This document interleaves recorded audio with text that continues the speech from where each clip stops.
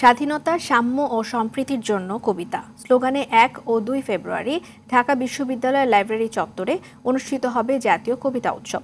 এ উপলক্ষে জাতীয় প্রেস ক্লাবে সংবাদ সম্মেলন করেন লেখক ও গবেষক সলিমুল্লাহ খান, কবিতা পরিষদের আহ্বায়ক মোহন রায়হান এবং সদস্য সচিব কবি রেজাউদ্দিন স্টালিন।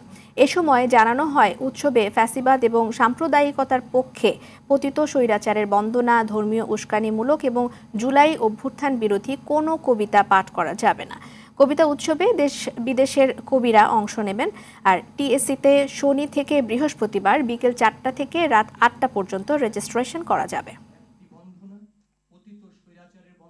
বাংলাদেশে কবিদের ইউনিয়ন থাকা দরকার ছিল, লেখকদের ছিল, সেই উদ্যোগ নিয়ে বাংলাদেশ স্বাধীন হয়েছে আজকে ৫৪ বছর। এই যে কবিতা পরিষদ গঠিত হয়েছে আজ থেকে ৩৮ বছর আগে, এই জাতীয় কবিতা পরিষদ, তার মধ্যে উত্থান পতনের কাহিনীটা কেন আছে, এটা পুনরাবৃত্তির তো প্রয়োজন নেই। এখনও কি আমরা সেটা স্বপ্ন দেখতে পারি? অবশ্যই অবশ্যই। যারা ফ্যাসিস্ট সরকারের দালালি করেছেন তাদের, এবং আজকে জুলাই বিপ্লবের সময় যারা এর বিপক্ষে ছিলেন, আপনারা নিশ্চয়ই বুঝতে পারেন যে সেই সব দলদাস কবিদেরকে আমরা এখানে ডাকতে পারি না। কোনো কবি কখনো রক্তের উপরে দাঁড়িয়ে কখনো জনগণের বিরুদ্ধে যেতে পারে না, আমরা সেটা বিশ্বাস করি।